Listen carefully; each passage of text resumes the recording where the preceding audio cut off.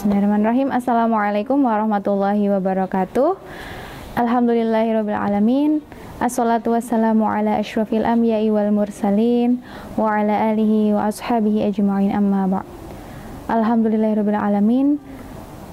Puji syukur kehadirat Allah Subhanahu wa taala yang telah melimpahkan begitu banyak nikmat kepada kita yang tak bisa kita menghitungnya satu persatu.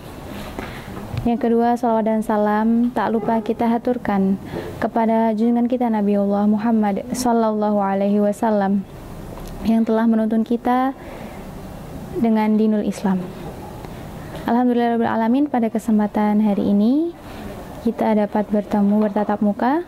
Perkenalkan, nama saya Mutiatu Nur Rahmatul Mawaddati. Saya adalah guru Madrasah Mu'alimat dan juga merupakan alumni Madrasah Mu'alimat Muhammadiyah Yogyakarta. Pada kesempatan kali ini, di materi ini yang akan kita bahas adalah mengenai sikap-sikap spiritual dan juga sosial yang insya Allah adik-adik semua atau anak-anak sekalian sudah mengetahui. Ya, dan ini harus kita perhatikan dimanapun, terutama ketika kita sudah bersekolah dan tinggal di asrama Madrasah Mu'alimat Muhammadiyah Yogyakarta. Oke, kita yang di sini yang perlu kita perhatikan yang pertama adalah terkait dengan berdoa. Sebagai manusia, kita sudah sepantasnya untuk selalu berdoa kepada Allah Subhanahu wa taala. Allah berfirman di dalam surat Al-Baqarah ayat 186 yang berbunyi, A'udzubillahi minasyaitonirrajim. Wa idza sa'alaka 'ibadi 'anni fa inni qarib ujibu da'watad da'i idza da'ani falyastajibu li wal yu'minu bi la'allahum yarshudun.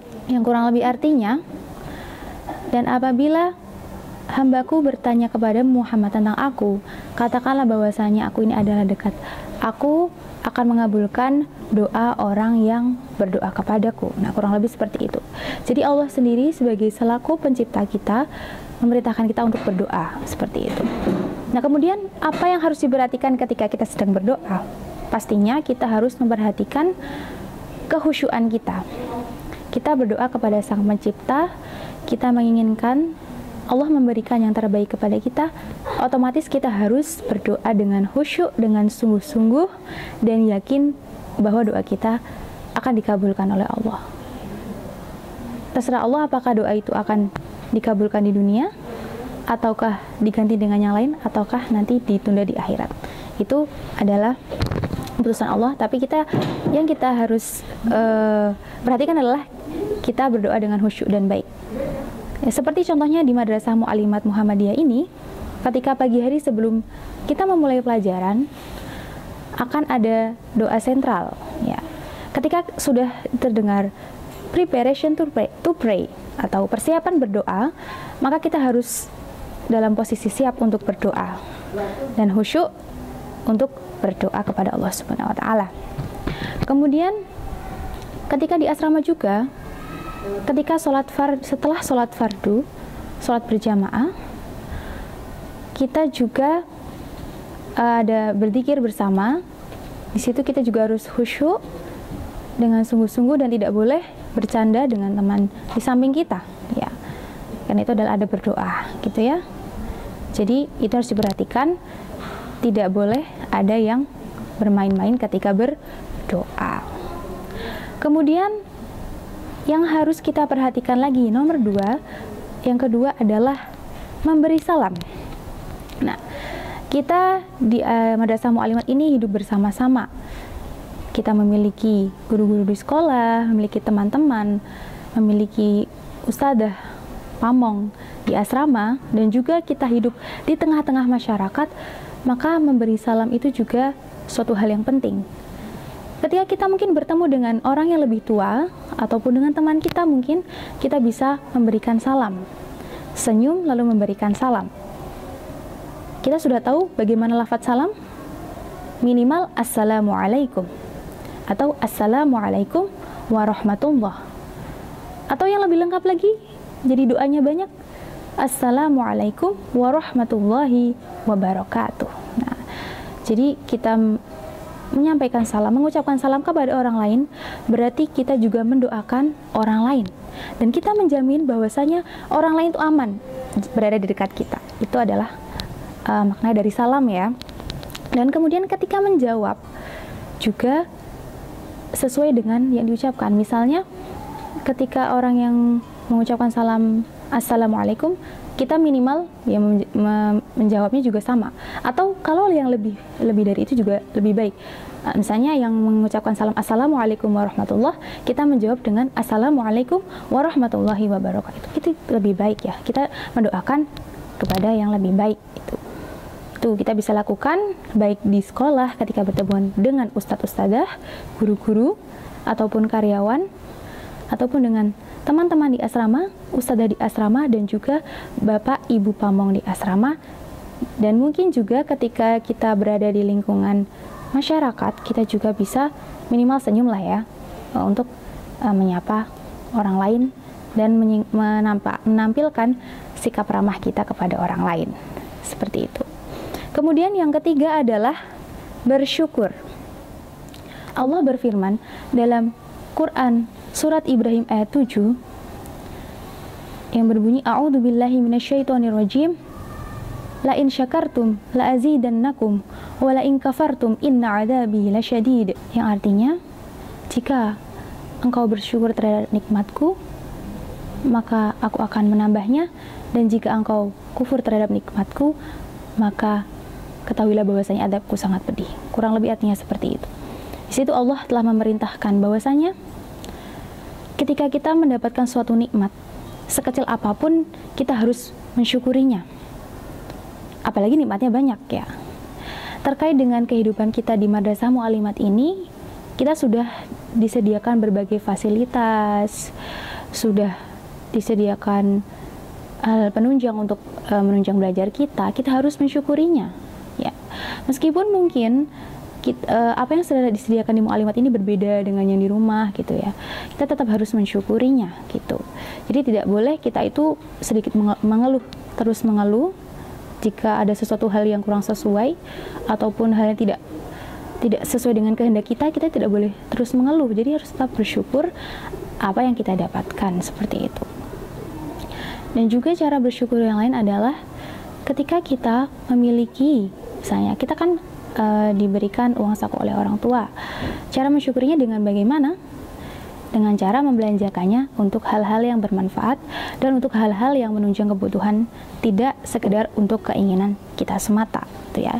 Itu bersyukur terhadap apa yang kita miliki dan apa yang telah disediakan di Madrasah Mu'allimat, baik di asrama maupun di madrasah. Selanjutnya yang harus kita perhatikan adalah terkait dengan tawakal. Tawakal kepada Allah Subhanahu wa Ta'ala, yaitu memasrahkan segala apa yang telah kita usahakan dan apa yang telah kita panjatkan kepada Allah, dan berpasrah kepada Allah apakah hasilnya nanti itu disebut dengan tawakal, seperti itu. Dan ketika kita hidup di asrama, kita bertawakal kepada Allah, kita berusaha untuk menerima dan berusaha untuk betah berada di asrama dengan kondisi apapun yang ada di asrama. Insya Allah Mu'allimat telah memberikan yang terbaik dan menyediakan fasilitas yang terbaik untuk di asrama gitu. Jadi kita tinggal mempergunakannya dengan sebaik-baiknya.